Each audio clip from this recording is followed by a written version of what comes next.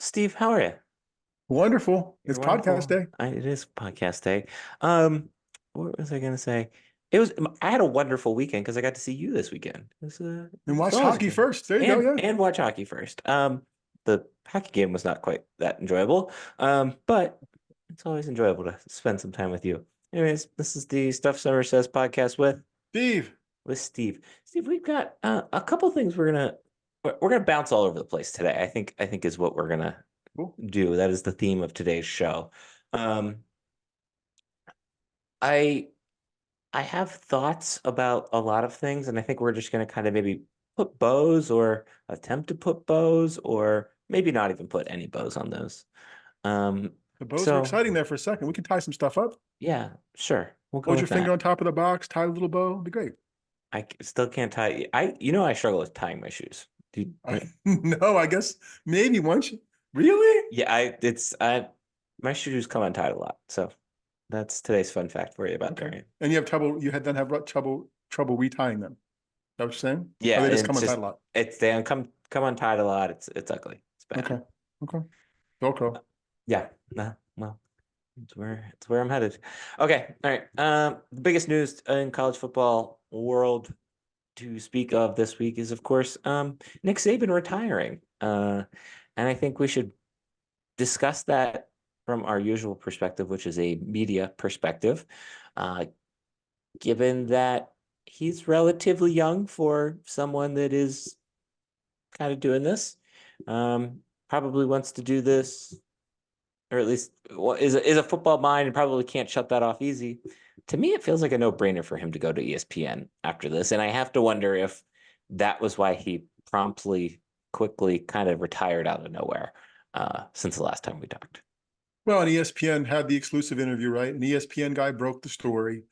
Um, yeah, if he is doing media next fall or before, and it's not in some way with ESPN, it's a failure on their part. Probably a big failure, right? Because they're SEC exclusive next year. Yeah, like I mean, it would be a good get for anybody. It would be a good get for anyone. But I think if ESPN were to fail to secure him, it would be a failure in terms of media talent.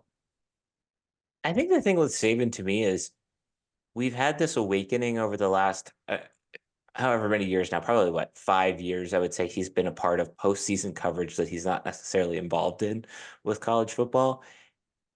And I don't know, he comes off as this hard ass, but he's a very amicable guy, and he also does a great job of explaining football.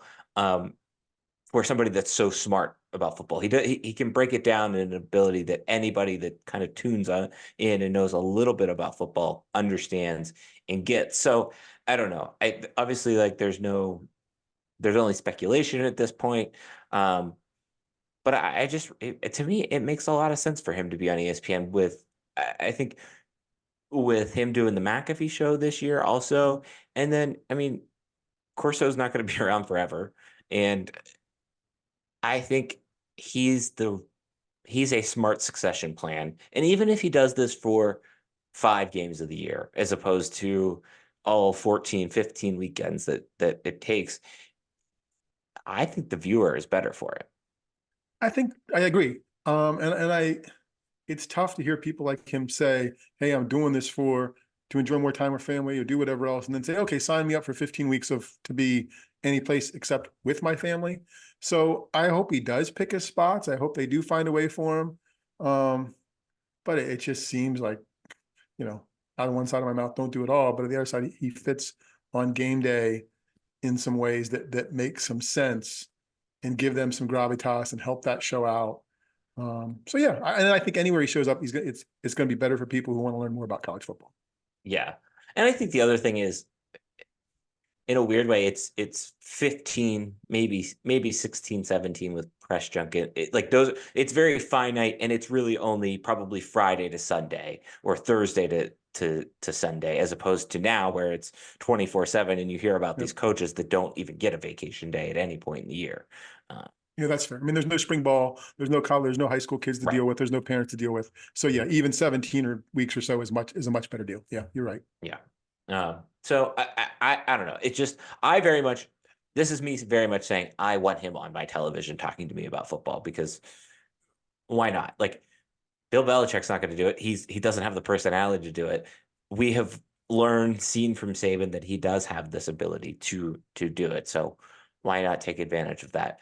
Um, I want to also just put this in the Penn State perspective of kind of the way everything shook out and some of the funniness that shook out with some of the tweets about um, buyouts, particularly the one from Pete Thamel that got edited and then added James Franklin's name in.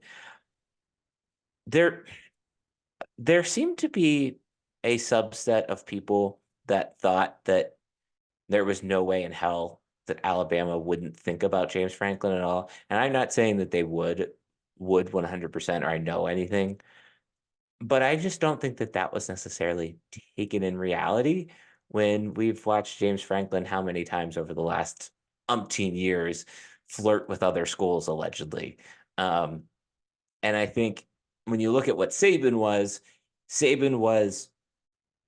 the GM coach, right? Like that he was, but he was also just he was good around about surrounding him with the best people that money could essentially buy.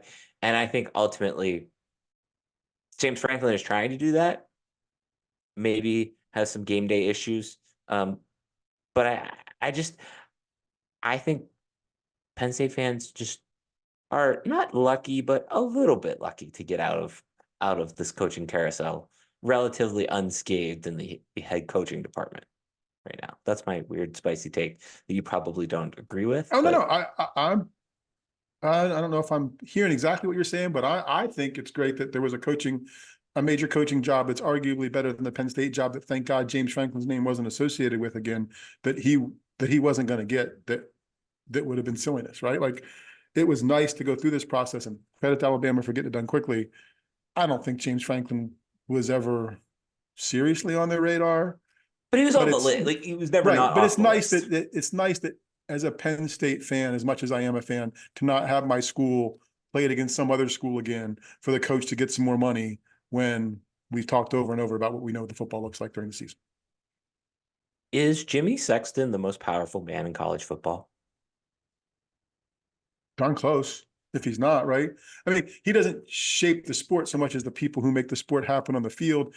And I think those jobs, those coaching jobs, and going back to Saban, are a younger man's thing and maybe not like the king forever kind of stuff. So maybe the agent and the coaches will lose a little bit of power in the next 5 or 10 years just because, gosh, what drudgery, right? Like what year round, nobody, I mean, okay, it might be $7 or $9 million, but you're working 24/7, 365, because somebody could call, somebody could transfer, a parent could do whatever else.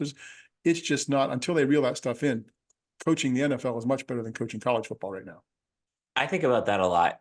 And I think the main thing that I think about with that is we saw that happen in state college with Bill O'Brien, right? Like he was burnt out. Like you could tell even after 2 years, And aside from that the was extra before the pressure, free agency and right? NIL and whatever Yeah. else. Like Yep. I I think about that. I think about that with guys like Vrabel and all of some of these other guys. Like if I make it to the NFL as a coach, I'm never going back to college, even if it was for my alma mater, because I just don't think not that those guys don't work as hard or work hard, but it's just you don't have to be that 24/7. I don't think as I much. forget if I told you that when I was covering Pitt years ago, there was an offensive line coach named Jack Henry who coached for the San Diego Chargers, came to Pitt to coach their offensive line. And I asked him, I mean, he lost the job at the Chargers, but I was asking him, what's the difference between pros and college? He said, look, football's football. He said, but you just change different bags at the door. I'm like, what do you mean? He said, look, in the NFL, I got to worry about a guy, his family life, something with his wife and whatever else. He said, in college, I got to worry about a kid going out and drinking, maybe you got parents to deal with. He said, it's just different baggage at the door. The sport itself is the same. And I'm like, well, which one's better? He's like, depends on what you have the patience for. He said, we're about to find out what I have the patience for because it was, college was just starting back up again for him. But I think that's with OB and some other stuff. It's one thing to have prima donnas you're going to deal with in the NFL and agents and challenges and whatever else. I still remember riding the caravan bus with O'Brien, and I think it was think it was Brenneman who called on the phone when he was getting recorded and was like, or when he was getting recruited. And when OB got off the call, he's like, this kid keeps calling me dude on the phone. He said, when that guy gets to campus, it's gonna effing be coach. Like I'm not his dude, right? And you get that, I'm sure, more from kids now, entitled and whatever else. So it's just what you want to deal with. And I just feel like the NFL has less stuff. Yeah, I just no no desire to be a college football head coach. You have to be different. You have to be built different. And I think I wonder if, especially with like you mentioned, like all of the other stuff that is involved with college football now, which is NIL, transfer portal, the way the playoffs shake out, the conference expansion, everything else. I wonder if we're going to see less mastermind coaches and more GM coaches, more coaches that are okay. I know a little bit about how to coach and handle the situation. I need you, offensive coordinator, you defensive coordinator, to handle the actual X's and O's and come to me with a plan and I'll sign off on it type thing. Yeah, I Maybe don't that's think they'd how ever it say it that works. way, right? I don't But think they'd yeah, say it that way. But I think you're gonna have more people who are you I don't it would seem very difficult to manage the X's and O's along with all the off-field stuff. You're going to have an area of expertise. You're going to sign off on stuff. Not that you're not going to be connected, but it just would seem really hard to do all that really well. So I think you're right. You might not have the mastermind. I also think you won't have the people who are there 30 years at a spot or 20 years at a mm-mm. spot. I mean, you've got a decade of James Franklin.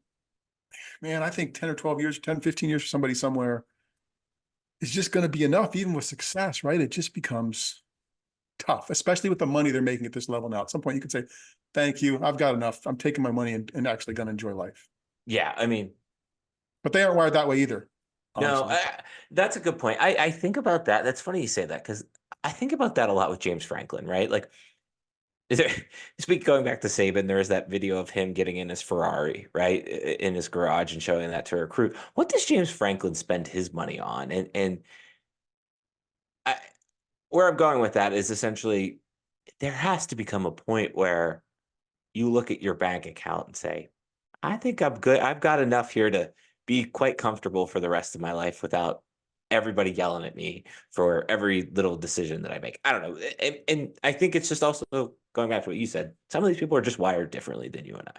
No, it's the competitor. I'm sure Yeah. that's what it is, right? Like it's the competitor in them in the competition. So that's great. But man, yeah, if you're someone who's 51 years old and the head coach of a football program and you've had good success and you get 4 or 5 more years out of it and do good, and I don't know, like you could go on TV and make almost as much money with since certainly 75% less headaches. So yeah. I mean, if and that's the thing with Saban, right? Like, and I think even there was that being alluded to allegedly or whatever with Mike Tomlin of maybe TV, and we saw that with we just kind of see it with some of these players, and Matt Ryan I feel like is a good example of that. Maybe could have had a little bit longer of an NFL career, but at least it's easier money in my opinion. Not that what people do for TV isn't hard work, but it's just yeah. So okay, I wanted to get your thoughts on Saban. It's good. It's weird now that like it's gonna be weird without him around. Like I know that sounds. I know he's not dead, but it's just kind of gonna be weird without this No, it was something that was kind of guaranteed. nemesis. Past decade and a Yeah, half, you knew they were going yeah. to win 10 or 11 games and he was going to be the anchor that what kept that program going forward, or the lead cow and what kept that thing going forward. So yeah, it will be different. Um, if you're Kirby Smart, you're certainly happy about it. Okay. Yeah. Anyways, moving on. Big news that it probably didn't make a lot of headlines, at least in our world. So Penn State and Playfly Sports Properties have entered a 15-year multimedia rights agreement. What that means for you, the fan, is Learfield, which is the primary carrier of advertising at Penn State, is going to leave the partnership with Penn State Athletics, and this Playfly organization is going to come in. What I think that means is I think this is Pat Kraft kind of putting his first stamp on how business is operated, just because this is the first time he's probably had the opportunity with the way the contract is up. Um, what it really means for fans, I don't know. In theory, it's going to mean more money, hopefully, I guess, for the athletic department. At least that's why you partner with a new business opportunity. Um, the most recognizable way that fans interact with these two companies are, or that really that company is the voice of Steve Jones, Jack Ham, Brian Tripp, Dick Girardi. Those are really the biggest connection points that you might not even realize. So I'm interested to see what changes. Are there going to be more advertisements in the stadium? Are there going to be better advertisements in the stadium? There's a line on Playfly's website about naming rights for stadiums. Is that going to happen? I think I think we're going to see a little bit of a change in the ways you have to kind of sort of really look for.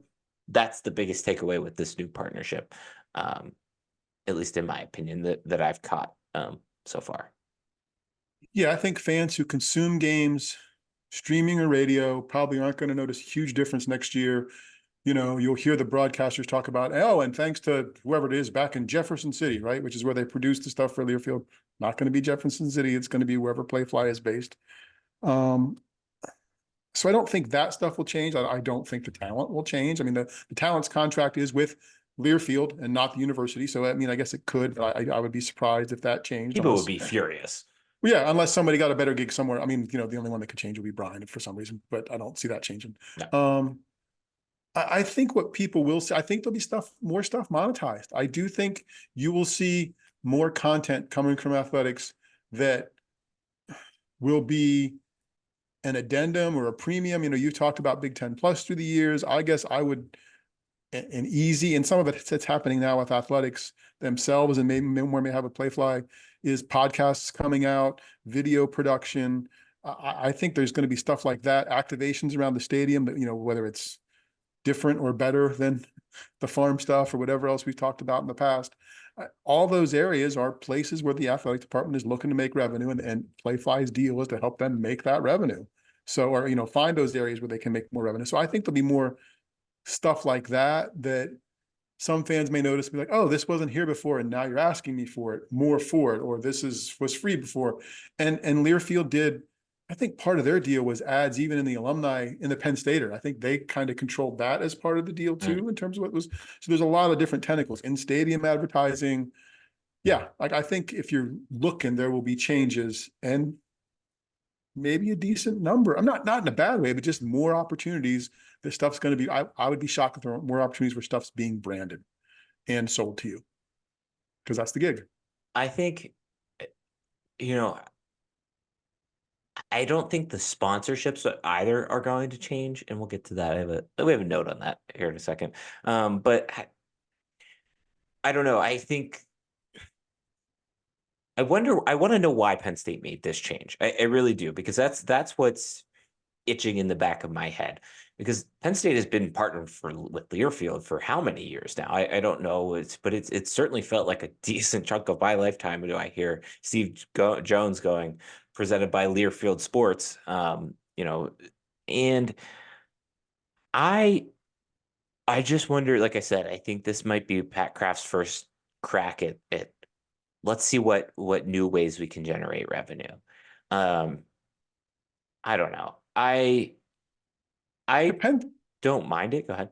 no, to Penn State's credit, no matter how the market has been shaped through the years, it has done a good job of being the leader. So Learfield, Penn State has been active in that, been a partner for probably 20, almost 30 years. Before that, Penn State was one of the last groups that did its own radio network and things. And there was a time in the late 80s, early 90s, a guy by the name of Dean Jordan cobbled together the network. The team was good in the late 80s, like in the 2 national championships. They had affiliates literally coast to coast, from like Boston to LA, radio stations that were picking up their stuff. And that's when stuff was in-house. And then it started going to these conglomerates like Kentucky and Louisville were held by like Host Communications was the group, and now they're one of the groups in it. Fox Sports has a group that does it. Playfly, Learfield. There's like 5 players, big players in this market stuff of people's rights now.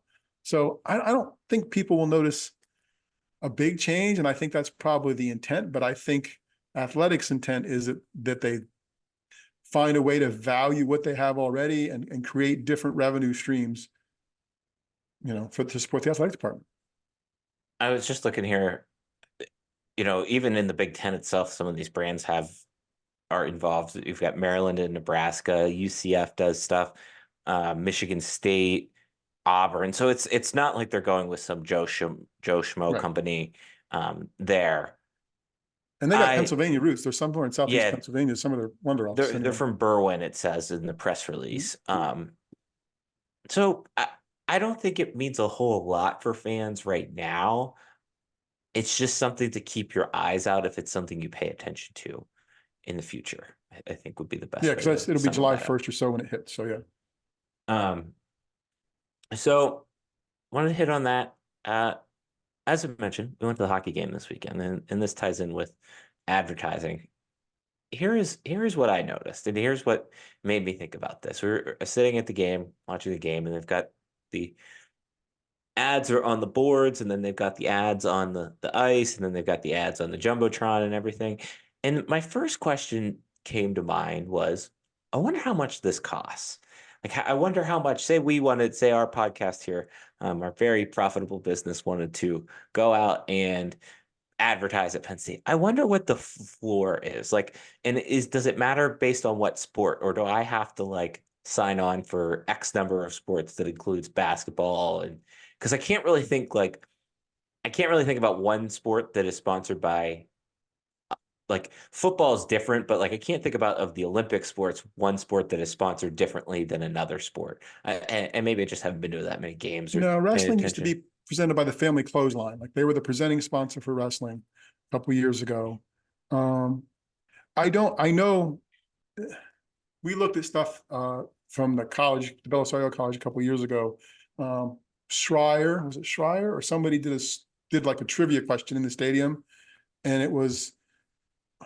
But to even do that, we talked about sponsoring the interview as the coach came off the field. The interview that's on radio. Let's put it on the scoreboard and bring it off the field. Like they came to us with ideas. I'm like, oh, we can't afford anything you're talking about, but what if we did this? And the number was still like high five figures, low six figures for that. So there's a lot of money in that. And I don't know that there's a one-off where you can just dip your toe in and say, hey, we want to do gymnastics. We want to do men's and women's gymnastics and be the presenting sponsor for. Now that may exist for them. Should probably look what we're talking. But no, it's not an inexpensive.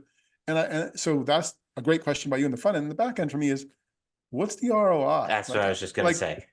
Like if you're Highmark Health Systems, right? Everybody has to choose their health system in November, right? When open enrollment is, or December. So what are you trying? Is it just name recognition? What are you trying to make happen by doing that? Because your customer base is kind of locked down, it seems like, at least Mhm. with my experiences No, with yeah, healthcare. So yeah. so that's just those kind of things. Like, yeah, again, not big no surprise for me coming from the nonprofit and smaller nonprofit world. When I think about investing six figures in something, okay, yeah, you've seen my name, but can I make a difference with those six figures somewhere else? Like I would probably opt for the latter, but that's, I guess, me. Well, and that's like the certain construction companies, right? Or even New Holland, who is primarily a large farming equipment. Like Hershey, I get because I can go out and buy a Hershey bar. I can't go out and buy a combiner. They cost more than my house, two of my houses. So I don't know. I was thinking about that. And I think the ROI question is what I was wondering is when I think about that type of brand exposure marketing, you look at some of the brands that were there, or Pepsi, and obviously Penn State's a Pepsi school, et cetera. But you look at some of those names, and it's like, do they make a profit off of this? Maybe yes. Like I guess you have to advertise at some point. Um, so that's what I was wondering. And then the second thing I was wondering that I caught that I just recently noticed this, and maybe it's been a thing for quite a while. I was watching the basketball game, and on the I don't really know if it's a scoreboard. It's an ad board along the Mhm. sideline between the coaches. There was an ad for Middlesworth chips, which, if you're from Pennsylvania, who doesn't love that? So we went to the hockey game the other night, and there's on the bench, there's an ad for Middlesworth chips. And then on the ice, there is an ad for Utz chips, or just Utz brands. So here's what I want to know if anybody that's listening cares at this point. What's the difference in why are they allowed to compete with each other for that advertising dollar? Because I don't think they're owned by the same people as one the official potato chip and one the official snack brand. I don't know, but it was I just think something that's what interesting. I think that's what it is. That was something interesting I noticed. I was thinking about that. I noticed there was an ad before the for um Sioka Yep, the dealerships Silka during the dealerships, game. but you also have, yep, go ahead. Blaze Alexander Yep. before the game. So I wonder what the exclusivity there is. So essentially, what I am wondering is, I wonder what the difference is. I wonder how those contracts are written, and I want to know what the ROI is, and maybe we can get somebody on to Maybe we answer can, because those you know questions. what I noticed is missing as we were talking about, well, when I was at the hockey game, because they had what, five power plays they didn't do anything with in the first period. There's no longer a power play sponsor. Used to be, and Hmm. this was a who was it? It was McClanahan's. Hmm. 5 or 10 years ago, it was a free sub if they got a quarter power play goal. Then it became a buy one get one sub, which fine, stuff changes, and maybe they gave away a lot of subs, but there's not a power play. They're not on the McClanahan's power play this year. They're not on anybody's power play this year. So, Probably. and again, you sell as any inventory you have, right? And maybe they couldn't find somebody to bite for that. But I always think all that stuff is interesting. Like, what's it worth to somebody? How's that do? You know, if you're Sioka and and who's the other one? Blaze Blaze. Alexander, right? Is somebody from those places has got to be when they go to games saying, okay, are we getting, we're supposed to be getting, or they mention them as much as they are, right? So, and that's somebody's job on the other side is to make sure all those deliverables are where they're supposed to be. So it's an intriguing industry to me. So maybe hopefully we can have somebody talk a little bit about it. I had a thought there and I forget what it was. Oh, I know. The one thing I have noticed, and that was my first Penn State sporting event, non-football sporting event since last hockey season that I went to a hockey game. Um, I feel like I have noticed anecdotally a shift from the state college businesses Hmm. to the Pennsylvania businesses. Not that there's necessarily anything wrong with supporting Pennsylvania businesses, but I wonder why or how that decision was made. Um, and maybe it's just the local businesses in state college can't afford to do that when that's very unfortunate. But I don't know. Those are just some other thoughts I've Yep, had no, good stuff. from And I, watching. I, I would, if I had to guess and venture some money, it would be the latter of that. Like, I think that the market has changed in what they're asking for and what stuff costs, that it's probably more regional, even national than local. And some of this stuff, well, not the ones we talked about so far, but some of this stuff gets sold by Learfield, right? Which says, hey, we're in all these schools, you're going to get a piece of this. And some of that is part of the deal that way Right. too. So Right. Okay, that's it for advertising talk today. Real quickly, I do want to hit on the last bit of sports media news that came out from this weekend. It would have been Saturday night. The Chiefs played the who did the Chiefs play? I forget who the the Chiefs played. Dolphins. The Dolphins, that's right. In a matchup that any other year would have been broadcasted probably on NBC, but this year was broadcasted on Peacock. And it was, I think they said the most streamed event, live streamed event continually ever at 25-ish million was what Mike Tirico came on and weirdly told us at halftime of the Lions game yesterday. We have Peacock here, so do you guys have it? And if so, would you go out of your way to spend the 5.99 to watch that game if you were not a Bills or Chiefs fan? I think we have it only because of either a phone promotion and or one of our daughter's friends putting it on our TV, putting the app on our TV at one point. So I think we could have watched it. And we needed it for a Penn State game this year, which I can't remember. It was a home game. I don't know if we talked about Delaware. it, but Yeah. but I don't know that I watched. I think I came back and listened to it on the radio. Yeah. Um, Even if we had it, I wasn't that interested in the game. Like, we were watching something on Netflix Saturday night, some series we got into. I thought the people's angst about it, especially national media members who have like their own podcast they charge money for, was kind of ironic, right? That look, this is where it's gone. Like, and the numbers about where you thought it would be. I didn't think it was going to be any less than 20 million, probably 22, 23, and it was at 23, 25. So that's great. There's going to be a game streamed every year from now on, for sure. Like it's worked. They know it. And people didn't turn the TV off or not watch. It makes me wonder. I know this idea had been kind of like jokingly floated when this first came out of, is the Super Bowl going to go pay-per-view? Like, and I think they just that like collectively we just kind of proved that it works, that we would buy. It'll be the last thing that it'll be a while yet. But yeah, I mean, the only issue I have, the nitpicky issue I have with the streaming, and probably Susan has it more than me. Like if you paid for the streaming service, then give me some shoulder programming in between. Why they're double dipping with the commercials, just like cable used to do for years, right? Buy your Mhm. subscription and sell the ads. If it's a subscription service, that's the best thing we like about subscription viewing services, no commercials. Right. Give me the same during sports. Just give me a dedicated camera on something if you want, but don't sell me another ad, right? Because then I feel like I paid my money and it's cheap, right? If you don't want to go to the game or can't go to the game and it costs $5.99 to get your team on TV, that's cheaper than NFL Sunday ticket, probably, right? Per Yeah. game. So go ahead and do it.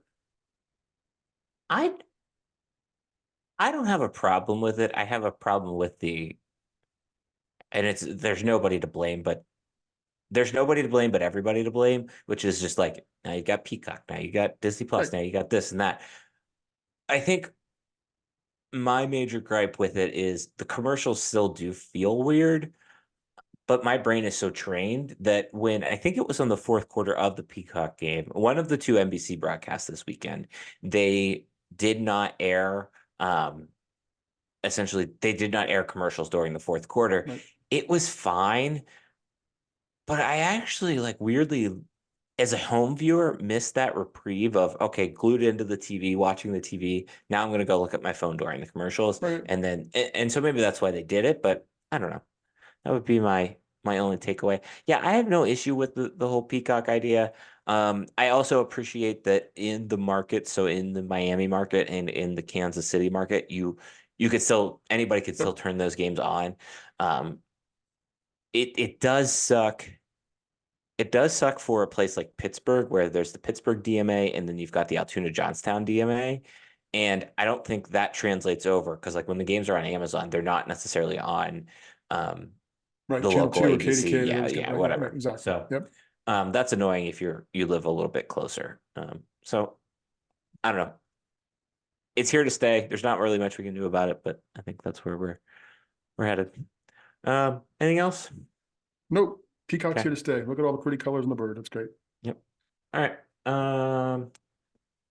This week's Old Guy Young Guy brought to you by Steve. Okay. So we have two chip sponsors for Mhm. Penn State Sports, or a snack sponsor and a chip sponsor, which when Darian mentioned that, prompted me to think, oh, I got a chip, old guy, young guy chip thing. And this is a revelation that I shouldn't have given to him an email because now I can't get his reaction. Mm. Salsa and nacho chips were not a thing until for me, right, in central Pennsylvania, middle of nowhere. Like we had ruffle chips, we had barbecue chips, but like it wasn't, we didn't have, because we were in the middle of nowhere. We didn't have like a Chi-Chi's restaurant, right? We didn't have, so Mexican food wasn't a thing. So salsa wasn't a condiment that I became aware of probably until college. This is the weirdest. That's an old guy thing. It's very weird. See, look at you. Yeah, no, when you said this earlier, I thought this was weird, and I still think it's weird now. I I still don't think my parents would have salsa in their house. If you went to my parents' refrigerator, unless we had come for a visit or done something, my parents are not salsa people. I'm not going to say there's always salsa in our fridge, but more times than not, you open up our fridge and there is at least some form of a salsa and I knew that chips. would freak you out. And that's yeah, we at least at minimum always have tortilla chips because we if we don't have salsa, we have probably a buffalo chicken dip. Yep. So yeah, that's a weird old guy, young guy thing that So young definitely is people that it. are listening to this point and it's shorter, so your attention span, you might still be here. Ask your parents. I I don't know. It was weird. That Did you was have one of your salsa weird. growing up? Yeah, Okay, yeah, never mind. all the time. Oh yeah, but you're in the big town of Altoona. You probably had a Thriving Chi-Chi's. Metropolis. We did There you go. no I don't quite remember if Altoona had Yeah, a didn't Chi-Chi's. the champs that became a champs, wasn't that Oh, you're Chi-Chi's? right. You're Or right. was that a No, that Don was a Don Pablo's? Pablo's. That was a Don Yeah. Pablo's. Okay. Um, El Campesino was the main Mexican restaurant. It still is, I think, the main Mexican restaurant. I don't think there were any Mexican restaurants in Williamsport except for Mm.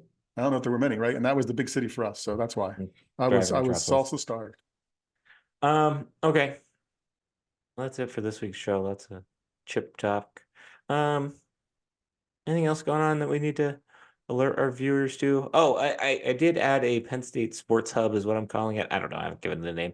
The men's and women's basketball schedules, the men's and women's hockey schedule, and the wrestling schedule are on there in addition to the football schedules. So if you're looking for another It's about place the only to place you can get that all, except for the athletics. So come to us, you get a great podcast and the schedules. see, that's why we do it. So yeah, that's about it. Um, I don't. Maybe Steve might have a blog this week. We'll see. It's off season in terms of a little slower right now, but bear with us. We're having fun. Um, in the meantime, we've got a website. It's called stuffsummersays.com. On that website, there's a section called with Steve, Steve. Let's see what else. We've got emails. Mine's Darian at stuffsummersays.com. Steve's is Steve at stuffsummersays.com. somewhere down in this general vicinity, you can thumbs up, like, and subscribe and do a bunch of other stuff. So that would be great if you could do that. Um, and then other than that, we've got Twitter handles. Mine's at Stuff Summer Says, Steve says. At Steve Samsel. All right. That's about it. We're good. We're out of here. Okay, See bye. you.